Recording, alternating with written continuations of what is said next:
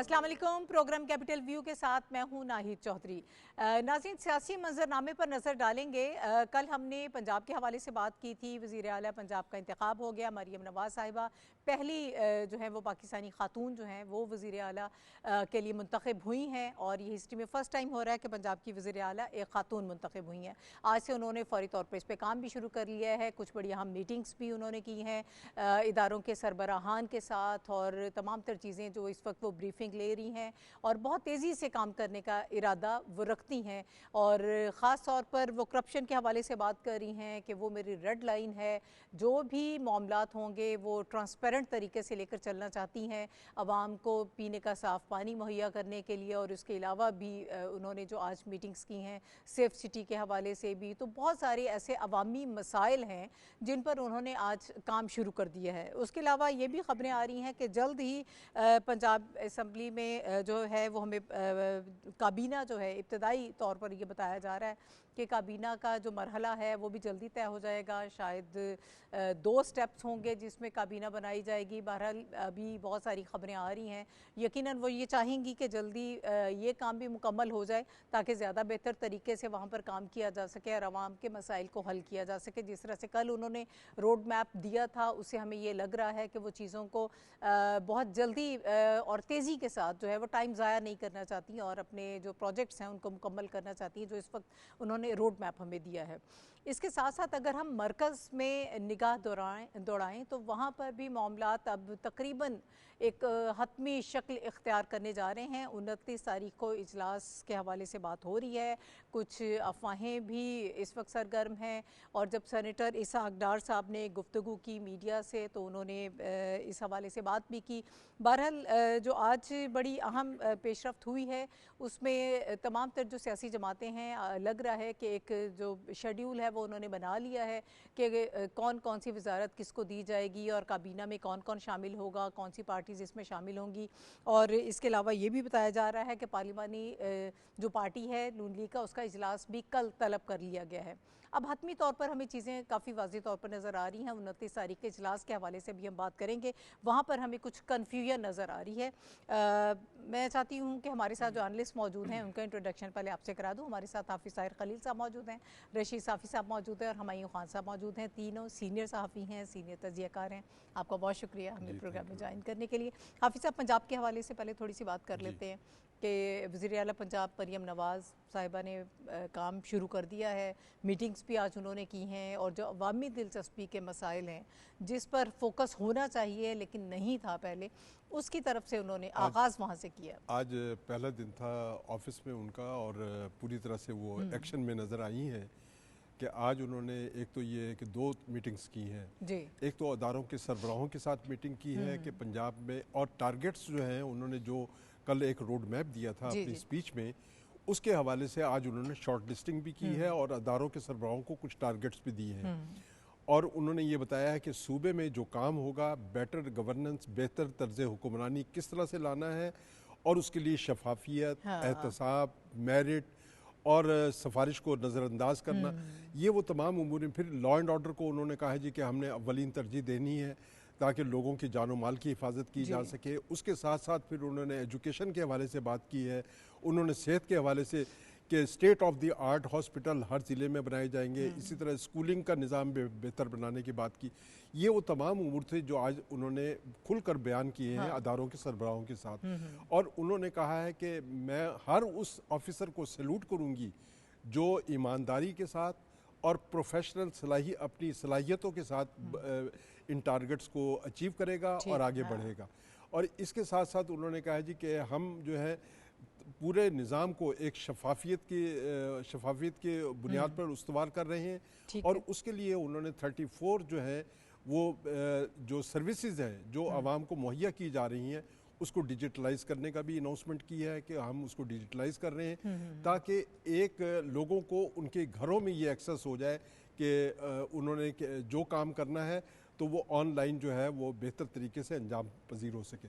तो पंजाब में एक उन्होंने एक वो कोशिश कर रही है कि एक माहौल जो है बेहतर तर्ज हुक्मरानी का उसको सेट किया जाए। और इसी तरह उन्होंने आज इत्तेहादी जो लीडर्स हैं उनके साथ मीटिंग की है कैबिनेट बनाने के बारे में अच्छा, आप मुझे इजाज़त दें, हम कैबिनेट के हवाले से फिर बात कर लेते हैं ज़रा। अब जो मीटिंग्स हो रही हैं और जो फौरी तौर पर काम शुरू कर दिया गया है, उसका आगाज़ हो गया। साफ़ी साहब से मैं राय ले लेती हूँ। पहले हम शहबाज स्पीड के हवाले से बात करते थे, उन्होंने बल्कि अपनी स्पीच में भी बात की थी मरीम नवाज़ साहिबा ने कि एक उन्होंने जो सेट किया था वो रोल मॉडल है हमारे लिए। तो अब लग रहा है कि वो भी उसी स्पीड से काम करना चाह रही है। देखिए, अब हमने ये चेक करना है कि मरीम स्पीड कहाँ तक पहुँचती है। शहबाज स्पीड का हमने चर्चा सुना, उससे पहले नवाज स्पीड रही है, बीच में ये निगरान हुकूमत है, ये नकवी साहब ने भी अपनी स्पीड दिखाई है। तो पंजाब के लिए एक तारीख़ी मोड़ इस लिहाज से है कि जब से ये मौजूदा पार्लिमानी निज़ाम वजूद में आया है तो वहाँ पे पहली दफ़ा एक खातून मुंतज़िम सामने आई है। अब हमने ये देखना है कि ये जो वहाँ के मर्द वज़ीर आला रहे हैं उनका मुकाबला अब करना है मरियम नवाज़ साहिबा ने।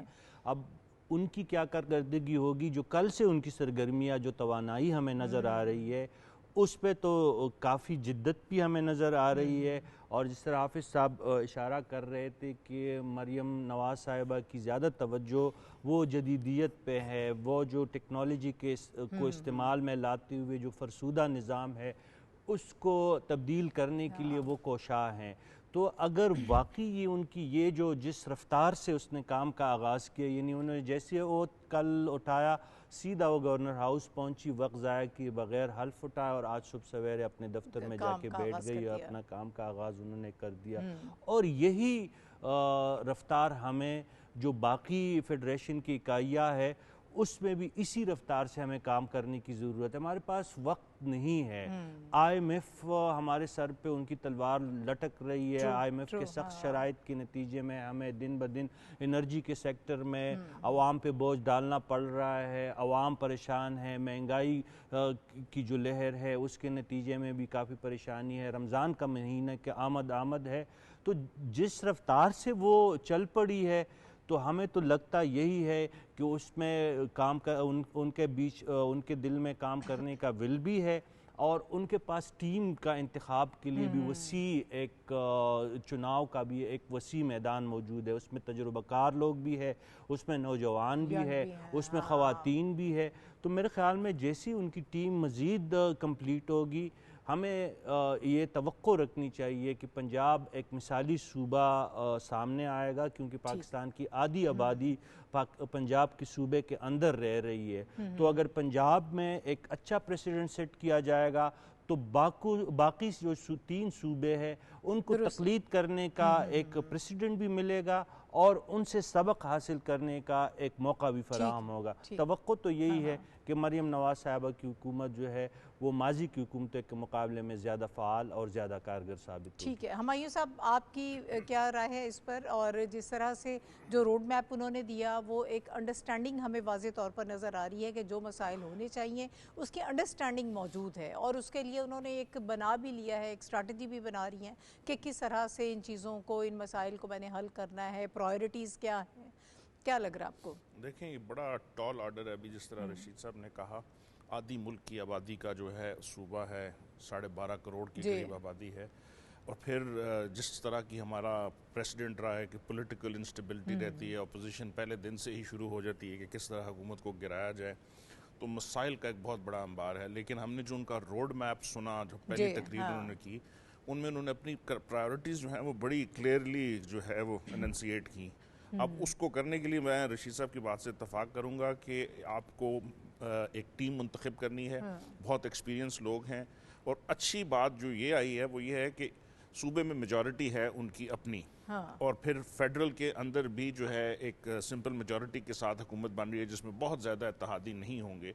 तो आपको काम करने का जो है एक फ्रीडम होगा आपके पास, बावजूद उसके कि प्रॉब्लम्स जो हैं वो बहुत बड़े हैं, वो अपनी जगह मौजूद वो अपनी जगह मौजूद है और रहेंगे। और क्योंकि इकोनॉमिक इंस्टेबिलिटी बड़े अरसे से रही है और फिर दुनिया के अंदर भी इस वक्त जो सप्लाई चेन डिसरप्शन हुई और फिर जो एक बड़ी ताकतों की आपस में जंग है, दहशतगर्दी के मामलात हैं, तो ये सारी चीज़ें अपनी जगह। लेकिन लग ये रहा है कि उन्होंने जो चंद बड़ी प्रायोरिटीज़ की थी कि हम हस्पतालों के ऊपर तवज्जो देंगे, स्कूलों के ऊपर देंगे, नौजवानों के ऊपर देंगे, ख़वातीन की जो एमेंसिपेशन की बारे में बात की, चूँकि ख़ुद वो खातून पहली वज़ीर आला रही हैं, तो मेरा ख्याल है कि उम्मीद हम रख सकते हैं कि एक अच्छी शुरुआत होगी। और फिर उसके अलावा जो अगर आप देखा जाए उनके पास एक्सपीरियंस बड़ा है, ना सिर्फ अपना बल्कि एक पूरा हिस्टोरिकल। अगर आप देखें अब मियाँ साहब भी वहाँ पे, बड़े मियाँ साहब भी वहाँ पे होंगे, प्राइम मिनिस्टर मोस्ट लाइकली अगर शहबाज शरीफ साहब बन जाते हैं तो एक बहुत सिंक्रोनाइज तरीके से जो है ना गवर्नमेंट चलाने की पॉसिबिलिटीज़ हैं। ठीक है। अच्छा, अब ज़रा हम काबीना की तरफ आ जाते हैं कि इब्तदाई तौर पर अभी सिर्फ खबरें आ रही हैं जी पंजाब की, फिलहाल पंजाब की बात करते हैं, फिर मरकज़ में भी हम जाएंगे। किस, आपको क्या लगता है किस किस्म के लोग उनके करीब होंगे, काबीना में कौन लोग शामिल होंगे? एक तो ये है कि आज उन्होंने ये जो इत्तेहादियों के साथ मीटिंग की है कि वो अपने इत्तेहादियों को साथ लेकर चलेंगी, ये अच्छी बात है। और उसमें जो बातें सामने आ रही हैं, अभी ये कंफर्म तो नहीं है, लेकिन बहरहाल जो इतलात सामने आ रही हैं कि 2 फेज़ में ये कैबिनेट बनेगी। और उसमें पहली जो कैबिनेट है वो 15 रुकनी है और दूसरी जो है 10 रुकनी है। जो 15 रुकनी कैबिनेट है उसमें जो बताया जा रहा है कि 13 मेंबर जो हैं PMLN से हैं, 2 मेंबर PMLQ के हैं और 1 मेंबर जो है IPP से है, इस्तेहकाम पाकिस्तान। तो ये जो है ये कैबिनेट जो है पंजाब में बन जाएगी और ये मेरा ख्याल है कि ये चंद दिनों की बात है, मुमकिन है कि 1-2 दिन में ये फाइनल हो जाए। और उसके साथ ही फिर जब डिवाइड हो जाएगा ये काम, कैबिनेट जो है ज़्यादा बेहतर अंदाज से लोगों की खिदमत भी कर सकेगी और अदारे जो है पूरी तरह से फ़ाल होंगे। और फिर ये है कि जब मिनिस्टर जो हैं अपनी जिम्मेदारियां संभालेंगे तो एक एहतसाब और एक जवाबदेही का अमल जो है वो शुरू हो जाएगा अदारों के अंदर। ठीक है। यौमिया बुनियादों पर लोगों की कारकर्दगी देखी जाएगी।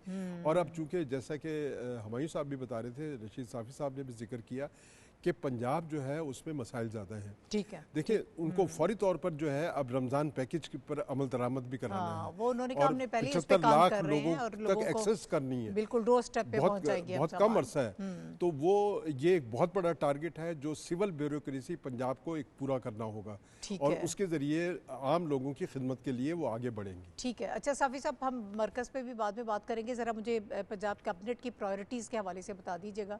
वज़ीर आला की प्रायोरिटीज़ क्या आपको नज़र आती है पंजाब कैबिनेट में, कौन से लोग आ सकते हैं? देखिए उसका तो रोड मैप मरियम नवाज साहबा ने फ्लोर ऑफ द हाउस भी कल बता दिया था और उसकी तफसीलात आज के जो अखबारात है उसमें भी शाया हो चुकी है कि उनकी क्या तरजीहात है। हेल्थ सेक्टर है, IT सेक्टर है, आपकी सनती सेक्टर है, इसके अलावा वुमेन एम्पावरमेंट है, नौजवान यूथ को एम्पावर करने के जो उनकी प्रायोरिटीज़ है, गोल्स। तो कैबिनेट में नए लोग यंग हमें नजर आएंगे। मैं कैबिनेट की बात करूं, कैबिनेट में क्या बिल्कुल इम्कान इस वक्त, क्योंकि चूँकि पंजाब असम्बली में इत्तेफाकन इस दफ़ा बहुत सारे नए चेहरे शामिल हुए हैं तो हमें यंग लोगों की उसमें मौजूदगी ज़रूर नज़र आएगी। और इस पर एक बात हमें ज़रूर जहन में रखनी चाहिए कि नवाज़ शरीफ साहब लाहौर में होंगे और ज़ाहिर है काबीना की तश्कील में वो अपनी साहबजादी की वो ज़रूर रहनुमाई करेंगे और उनका एक वसी तजुर्बा है, ना सिर्फ मुल्की सतह पे बल्कि पंजाब के हवाले से उन्हें पता है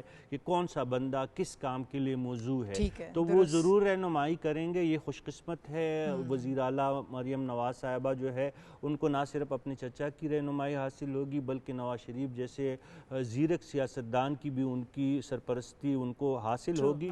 तो ये अभी हमने जो खाका पेश किया आज के जो अखबारात में जो खबरें शाया हुई है, हाफिज़ साहब ने उसका एक थोड़ा सा जिक्र किया, इसमें भी आप देख लीजिएगा ना बहुत बैलेंस सा आपको एक पिक्चर नज़र आ रही है और एक जिसको कहते हैं कि मौजूद तरीन लोगों का इंतखाब किया गया है।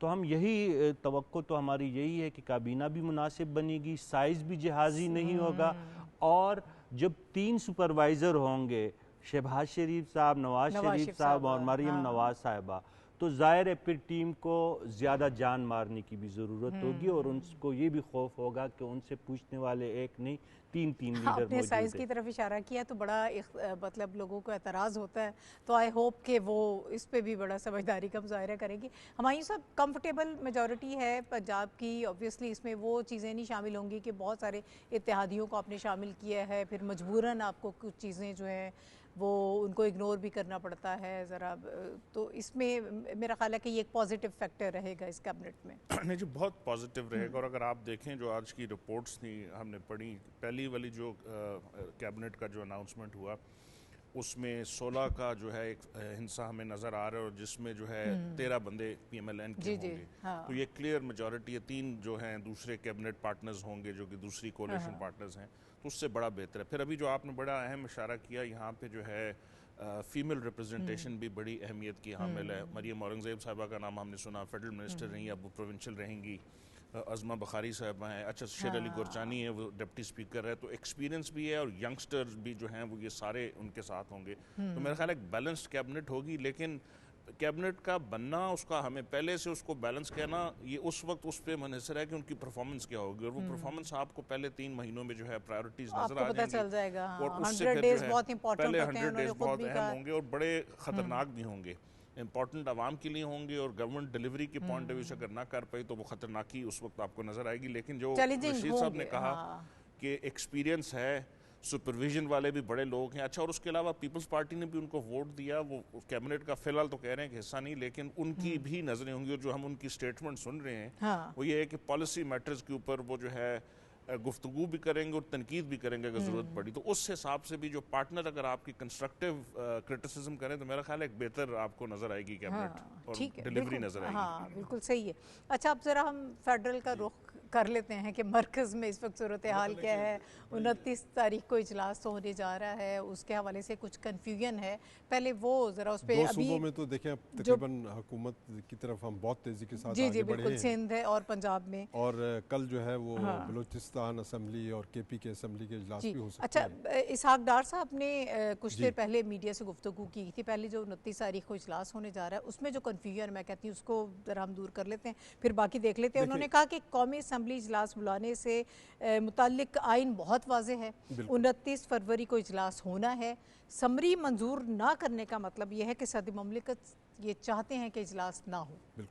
नहीं, देखिए इसमें आइन जो है बिल्कुल वाज़ेह है, और आइन ने जो एक मुद्दत का तयन कर दिया है कि 21 इलेक्शन के बाद 21 दिन के 21वें दिन जो है कौमी असम्बली का इजलास बुलाना ज़रूरी है। बुलाने की बात नहीं है, बल्कि कौमी असम्बली मीट करेगी। इसमें शेल का लफ्ज़ है, shall meet on the 21st day of the after the election. तो ये एक मैंडेटरी है, और इसमें उन्होंने ये कहा है, इसहाक डार साहब ने बिल्कुल दुरुस्त बात की है कि इसमें 26, 27, 28 ये डेट्स जो हैं इस तक सदर समन कर सकते थे, बुला सकते थे। अगर ये नहीं कर रहे तो इसका मतलब ये नहीं कि इजलास नहीं होगा। फिर स्पीकर मौजूद हैं, और स्पीकर जो है उस वक्त तक मौजूद रहेंगे जब तक नया स्पीकर ऑन ओथ नहीं ले लेता। तो स्पीकर जो है वो इजलास बुला लेंगे, और इस स्पीकर इस वक्त अरकान की बेशतर तादाद जो है इस्लामाबाद पहुंच चुकी है, मुंतखब अरकान की। ठीक है। और वो आज पार्लियामेंट हाउस में बड़ी अहम सरगर्मियां रही हैं इस हवाले से। इसहाक डार साहब के चैम्बर में इत्तेहादियों की मीटिंग रही है, जिसमें उन्होंने हुकूमत साजी का एक इब्तदाई शेड्यूल तैयार किया है।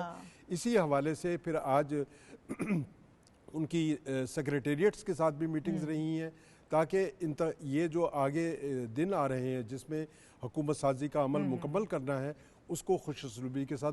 अब उम्मीद यही की जा रही है कि 29 को इजलास होगा, 10 बजे इजलास बुलाया जा रहा है कि 10 बजे इजलास हो जाएगा, जिसमें अरकान पहले दिन हल्फ लेंगे। और इसहाक डार साहब ने ये बताया है कि अगले रोज़ जो है वो स्पीकर के इंतखाब के लिए एक शेड्यूल अनाउंस किया जाएगा, और स्पीकर जो है वो कागजात दाखिल किए जाएंगे अगले रोज़ 1 मार्च को, और 2 मार्च को स्पीकर का इलेक्शन हो जाएगा। 3 मार्च को इसी तरह लीडर ऑफ द हाउस के कागजात दाखिल होंगे, और 4 मार्च को लीडर ऑफ द हाउस यानी नए प्राइम मिनिस्टर का इलेक्शन हो। ये इब्तदाई शेड्यूल है, लेकिन उसके लिए उन्होंने साथ ये बताया है कि कल जो है 2 इम्पोर्टेंट मीटिंग्स हैं जिसमें ये शेड्यूल जो है फाइनल करना है। एक तो PMLN की पार्लियामेंट्री कमेटी की मीटिंग है, नई मुंतखब जो होगी, और उसके बाद इत्तेहादी लीडरों का इजलास है जिसमें जो मियाँ शहबाज शरीफ की दावत पर बुला रहे हैं, उसमें तमाम उमूर तय कर लिए जाएंगे। ठीक है साफ़ी साहब, एक तो इस कन्फ्यूजन के हवाले से मैं चाहती हूँ कि अपनी राय दीजिएगा आप, और दूसरा किस हद तक मामलात जो हैं वो आपस में अब डिस्कशन हो गई है, और इत्तेहादी जमातों के साथ पाकिस्तान पीपल्स पार्टी कहाँ स्टैंड कर रही है, क्या तय पाया? देखिए नाहिद, एक तो कोई कन्फ्यूजन नहीं है। आईनी रूह से और आइन के तनाजुर में अगर हम बात करें तो वाज़े आर्टिकल मौजूद है, बाकायदा इस मसले को एड्रेस किया गया है कि जब भी इंतखाबात की तकमील होगी तो 21वें रोज़ जो है आपके तमाम इलेक्टोरल कॉलेजेस के जो इजलास है वो मुनक़िद होने चाहिए। ना सिर्फ आपकी ये आईनी ज़रूरत है कि आपके वफाकी सतह पे कौमी असम्बली का इजलास मुनक़िद होगा, बल्कि चारों सूबों में आपकी सूबाई असम्बलियाँ भी उनके इजलास भी मुनक़िद होंगे। इस पे तो कोई अभाम नहीं है। अब बदकिस्मती हमारी ये है कि एक आईनी अहदेदार की जानिब से उनके कुछ रिजर्वेशंस हैं। उनके ख्याल में इलेक्टोरल कॉलेज अभी कंप्लीट नहीं है, जो रिज़र्व सीट्स का एक मामला है जो इलेक्शन कमीशन के ज़ेर गौर है। लेकिन आज आज़म नज़ीर तारड़ साहब को मैं सुन रहा था, उन्होंने बहुत वजाहत कर दी कि माजी में हम नहीं जाते। अभी हाल ही की बात है कि जब पाकिस्तान तहरीक इंसाफ के अरकान ने 140 से ज़ायद अरकान ने असम्बली से इस्तीफ़ा दिया, कौमी असम्बली से वो निकल गए, 2 सूबों से निकल गए, फिर भी आपका पार्लिमानी निज़ाम चलता रहा। इलेक्टोरल कॉलेज तो कंप्लीट नहीं रहा था ना। इतनी बड़ी तादाद में ये पार्टी खुद निकली है जो इस वक्त जो एक तर्जुमानी की जा रही है एक आईनी ओहदे पे बरजुमान एक शख्सियत की जानिब से, उस वक्त तो ये मसला नहीं खड़ा हुआ। और आईन ने इसका रास्ता भी बता दिया कि कोई बवजह अगर सदर मुमलिकत इजलास कन्वीन नहीं करता, नहीं बुलाता, समन नहीं करते, तो इस सूरत में स्पीकर का इख्तियार बन जाता है, इस्तेहकाक बन जाता है। तो 21वां रोज़ जो है वो 29 फरवरी को वो दिन बन रहा है, इसलिए उसका बाकायदा इलामिया हो चुका है। और हाफिज़ साहब ने आपको इस जानिब भी आपकी तवज्जो मबजूल करवा दी कि इलेक्शन कमीशन ने भी इस बात की वजाहत कर दी कि इसमें आइन के आर्टिकल 91 गालिबन उसके तहत जो है ये असम्बली का इजलास ज़रूर मुनक़िद होना है 29 फरवरी से पहले या मैक्सिमम 29 फरवरी तक। तो इसमें सदर पाकिस्तान के इंतखाब के हवाले से भी अब शेड्यूल सामने आ गया है, तो इसमें अब हम कोई नहीं है। अलबत्ता इख्तिलाफ हर जगह सियासी मामलात और पार्लिमानी निज़ाम में होता है। उसके लिए अब भी जो पार्लिमानी जमातें हैं उन्होंने कहा कि हमारा रास्ता खुला है, आए जो मुतरज़ लोग हैं, जो आईनी अहदेदार है, वो हमसे बात करें। अगर उनका मौक़िफ़ दुरुस्त होता है तो फिर उस पर सोचा जा सकता है। लेकिन फिल वक्त ये मुस्लिम लीग नून और पीपल्स पार्टी का मौक़िफ़ दुरुस्त मालूम होता है और 29 फरवरी को इंशाअल्लाह इजलास मुनक़िद हो जाएगा। सही, ठीक है। हुमायूं साहब, कहाँ तक वो सारी आपस की जो अंडरस्टैंडिंग है पहुंची? क्योंकि अब तो टाइम बड़ा शॉर्ट है ना, 27 तारीख हो गई है। जी, तो मेरा ख्याल है आज की जो इलेक्शन कमीशन की प्रेस रिलीज थी, हाफिज़ साहब ने भी इशारा किया और रशीद साहब ने भी, आर्टिकल 41 सब क्लास 4 है उनकी, जो प्रेसिडेंट के इलेक्शन को कहते हैं कि 30 दिन के अंदर होना चाहिए जिस दिन जनरल इलेक्शन हो जाए। और उसी में 91 आर्टिकल और 130 का हवाला देते वक्त उन्होंने कहा कि इलेक्टोरल कॉलेज कंप्लीट हो जाएगा तो 21 दिन के अंदर तमाम असम्बलियाँ अपना पहला सेशन मुनक़िद करेंगी। ठीक है। अब उसके ऊपर भी जो आज की मुख्तलिफ प्रेस कॉन्फ्रेंसेज जो थी या जो लीगल माइंड्स थे, उनका ख्याल है कि इसमें स्पीकर का भी नोटिफिकेशन जारी करने की ज़रूरत नहीं। सेक्रेटेरिएट खुद बहुत जो स्पीकर सेक्रेटेरिएट होता है, बगैर नोटिफिकेशन के 21वां दिन जो 29 फरवरी बनती है उस दिन इजलास तलब हो चुका है। तो ये कन्फ्यूजन तो ख़त्म हो गई। सही है। जो रशीद साहब ने जिक्र किया वो बड़ा अहम है, क्योंकि लीगल माइंड इस चीज़ के ऊपर डिस्कशन कर रहे हैं कि जो सुन्नी इत्तेहाद काउंसिल है उनको ये मिलनी चाहिए या नहीं, उन्होंने लेट कर दिया, उन्होंने नहीं दिया। उसके लिए फोरम मौजूद है, आज भी इलेक्शन कमीशन में हियरिंग हुई और कल तक उसके ऊपर है। और अगर वहाँ से कोई उनको रेमेडी नहीं मिलती तो ऑब्वियसली वो हाई कोर्ट या सुप्रीम कोर्ट में जाएंगे। यहाँ पे क्लियर है। लेकिन अच्छा, जरा इत्तेहादी जमातों की जो आपस में आज भी इसाक डार साहब के चेंबर में मुलाकात हुई है, तो क्या नहीं, उसका नतीजा यही है कि 29 को जो इजलास होना है उसमें और उसी दिन ही स्पीकर का जो है मामला तय पा जाएगा। जी, इसमें मैं सिर्फ एक बात है, देखिए ये जो 91 आर्टिकल है ये लाया गया है 18वीं तरमीम में, उससे पहले ये आर्टिकल मौजूद नहीं था। ठीक है। बैकग्राउंड ये थी कि 1988 बेनज़ीर भुट्टो की जब हुकूमत आई है तो उस हुकूमत को डिले किया गया और हुकूमत बनने नहीं दी जा रही थी। उस वक्त सदर पाकिस्तान हाइल हो रहे थे। उसके बाद दूसरा टाइम आया है 2002 में और पैट्रियट बनाई गई उस वक्त और रोका गया असम्बली का, 2.5 महीने असम्बली का इजलास नहीं हो सका। उसके बाद ये 2010 में जब 18वीं तरमीम आई तो उसमें सदर को पाबंद किया गया। हुकूमत ने ये पाबंदी आयद कर दी कि 21वें दिन कौमी असम्बली बैठ जाएगी और इसमें कोई सदर का सवाबदीदी इख्तियार नहीं है। ये बिल्कुल कंफ्यूजन खत्म हो गया। ये तो अब हम बिल्कुल खत्म हो गया कि सदर का सवाबदीदी मुझे ये बताया कि अब आपस में मामला तय हो गए हैं तमाम इत्तेहादी जमातों के। देखिए, इत्तेहादी जमातें इस बात पर कायल हैं कि 29 फरवरी को इजलास होगा और अरकान का ओथ हो जाएगा।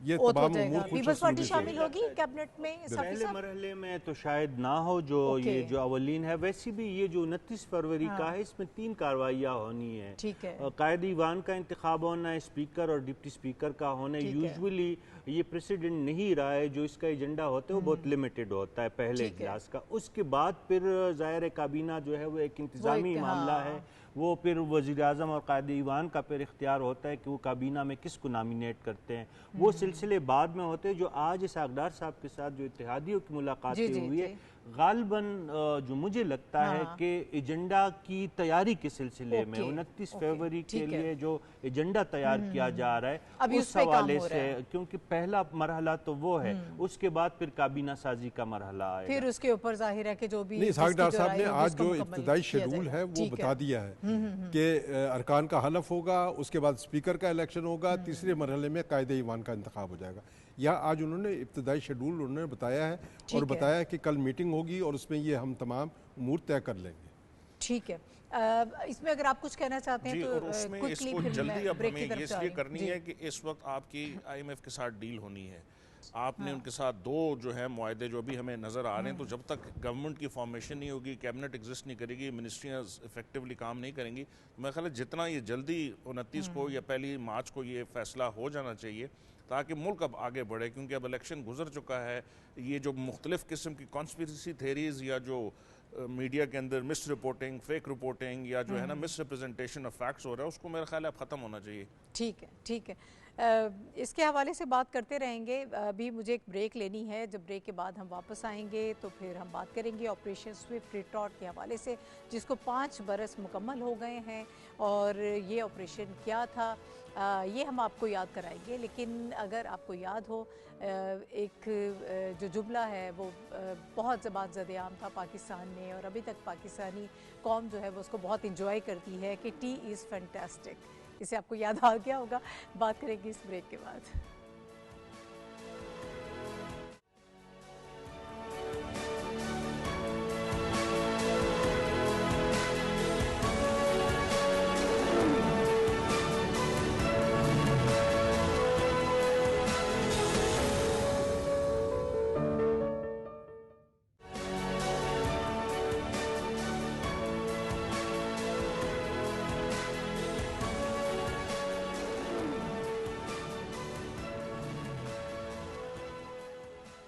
Welcome back to the show. और नाज़रीन, ब्रेक पर जाने से पहले जो हम बात कर रहे थे कि टी इज़ फैंटास्टिक, तो वाकई पाकिस्तान की चाय जो है वो बहुत ज़बरदस्त होती है और इसी वाक़े की तरफ इशारा करते हैं। ऑपरेशन स्विफ्ट रिटॉर्ट के 5 बरस मुकम्मल हो गए हैं। ISPR की जानिब से जो बयान आया है इस मौके पर वो भी मैं दोहराई देती हूँ। उनका कहना यह है कि ये तारीख़ी दिन है। पाकिस्तानी अवाम के अज़्म और मुसल्लह अफ़वाज की पेशावराना महारत का मुज़ाहरा किया गया। 27 फरवरी 2019 को पाकिस्तान ने भारतीय सियासी तहफ़्फ़ुज़ात और इंतखाबी ख़दशात के बाइस बिला जवाज़ जारियत का जवाब दिया है। और निगरान वज़ीर आज़म अनवारुल हक काकड़ साहब की भी स्टेटमेंट इस हवाले से आई है। उन्होंने कहा कि आज ऑपरेशन स्विफ्ट रिटॉर्ट के 5 साल मुकम्मल हो गए हैं। हम पाकिस्तान की मुसल्लह अफ़वाज की पेशावराना महारत और अज़्म को खिराज तहसीन पेश करते हैं, जिन्होंने आज के दिन भारत के झूठे दावों को गलत साबित करते हुए अपनी ऑपरेशनल बर्तरी का अमली इजहार किया है। वक्त हमारे पास चूँकि कम है, मज़ीद मैं चाहती हूँ कि इस पर बात करने के लिए अपने जो हमारे एनालिस्ट हैं उनको शामिल कर लेती हूँ। हाफिज़ साहब, ज़रा थोड़ा सा एक बैकग्राउंड दे दीजिएगा ताकि हम अपने नाजरीन को याद करा सके 27 फरवरी 2019 को जो वाक़या पेश आया था। ये तारीख गवाह है कि जब भी भारत में इंतखाबात होते हैं तो बीजेपी की सरकार जो है वो पाकिस्तान का रुख करती है और पाकिस्तान के ख़िलाफ़ जो है वो बेबुनियाद दावे, बेबुनियाद और झूठ की बुनियाद पर एक ऐसा अफसाना घड़ा जाता है कि ताकि वो अपने वोटर्स को अट्रैक्ट कर सके। तो यही वजह थी कि आप ये देखें 14 फरवरी 2019 को जो पुलवामा किया उन्होंने अपने लोगों को मरवा कर और लेकिन पाकिस्तान ने ऑफर की कि हम इसकी तहकीकात कराने के लिए तैयार हैं। लेकिन उसके बाद उन्होंने सर्जिकल स्ट्राइक के नाम पर एक ड्रामा किया। बालाकोट में घास फूस को उन्होंने आग लगवा दी और उसके बाद एक कौवा मारा गया, पाकिस्तानी कौवा। तो ये उन्होंने कहा जी कि ये बहुत बड़ी सर्जिकल स्ट्राइक हो गई।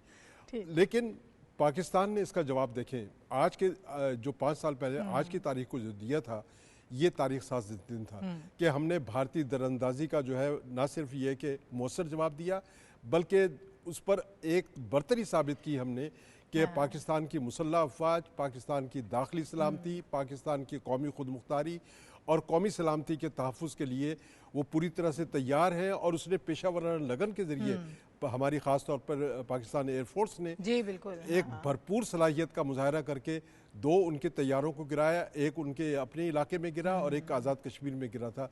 और जिस टी की आप बात कर रही हैं, ये वही पायलट को पकड़ के चाय भी पिलाई हमने। ये अभिनंदन की ये वही टी थी जिसकी खातिर तवाज़ु यहाँ पे की गई और उसने वाकई ये बात की थी कि टी इज़ फैंटास्टिक। और उसके बाद पाकिस्तान ने डी एस्केलेशन के लिए देखें एक बड़ा काम किया था कि उसको वापस कर दिया था ताकि माहौल, लेकिन भारत का ये देखें ये वतीरा है और आज भी मोदी सरकार उसी वतीरे पर कायम है। और वो आज भी कभी बाबरी मस्जिद को मंदिर में तब्दील करती है, मकबूजा कश्मीर में उन्होंने एक ह्यूमन राइट्स की वायलेशन का एक बाजार गर्म कर रखा।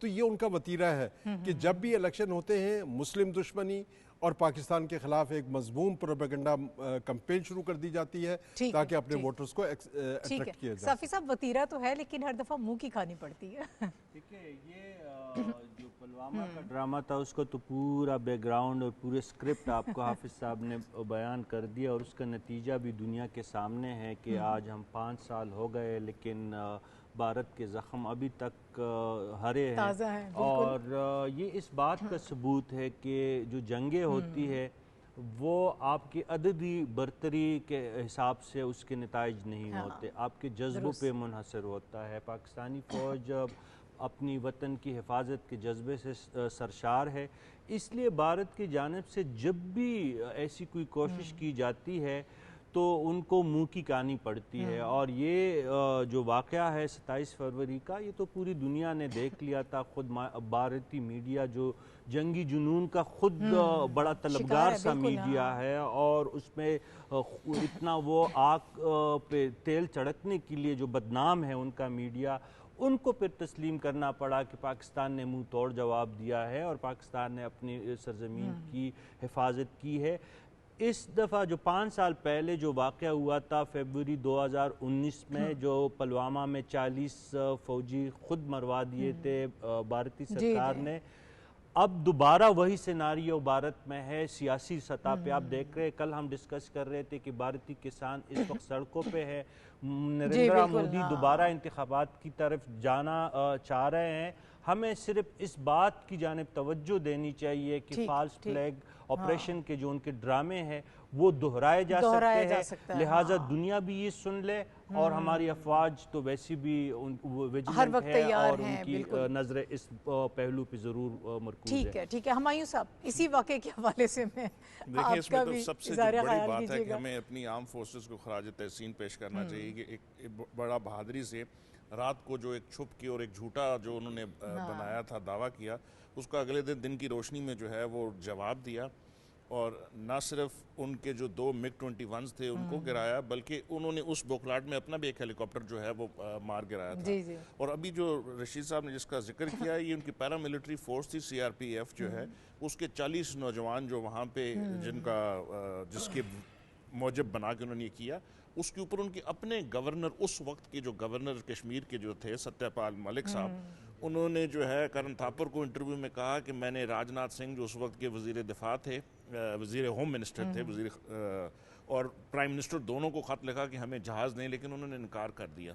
तो उन्होंने उनको उसका मौजब बनाया कि वो रीज़न ये दोनों थे, वज़ीर आज़म और जो है होम मिनिस्टर थे। उससे आपको अंदाज़ा हो कि अगर उनका अपना गवर्नर उस वक्त का सिटिंग गवर्नर जो है वो कह रहा है कि जो इसका फॉल्स फ्लैग बनाने का जो मौजब है वो वज़ीर आज़म और होम मिनिस्टर थे, तो अब रशीद साहब की बात पे बहुत बड़ा जो है आपको समझ आना चाहिए कि अब इलेक्शन से 1 महीना पहले फिर भी कोई ऐसी हरकत हो सकती है। तो हमें जो है ना, we need to be very vigilant कि ये दोबारा ये एक्शन करेंगे ताकि उसको शामिल करें। पाकिस्तान हमेशा की तरह कोई ना कोई ड्रामा घड़ने की कोशिश जो है, लेकिन वो बेनकाब भी हो जाता है। बहुत शुक्रिया हाफिज़ ज़ाहिर खलील साहब, रशीद साफ़ी साहब और हुमायूं खान साहब मेरे साथ मौजूद थे। और इस वक्त हम प्रोग्राम के आखिरी हिस्से में बात कर रहे थे जिस ऑपरेशन के हवाले से, और जो हमारे एनालिस्ट बात कर रहे थे, चूँकि अब इलेक्शन करीब हैं, दोबारा फिर भारत ऐसी कोशिश करेगा, लेकिन इंशाल्लाह उसे फिर दोबारा मुँह की खानी पड़ेगी, क्योंकि हमारी फोर्सेज जो हैं वो हम वक्त तैयार हैं इन तमाम तर चीज़ों को डील करने के लिए। और हमेशा की तरह यकीनन अगर खुदा न खास्ता दोबारा ऐसी कोई हरकत होती है तो फिर पाकिस्तान जो है वो उनको ज़रूर मज़ा चखाएगा। प्रोग्राम का वक्त ख़त्म हो गया। प्रोग्राम देखने का शुक्रिया। अगले हफ्ते दोबारा आपसे मुलाकात होगी। अल्लाह हाफ़िज़।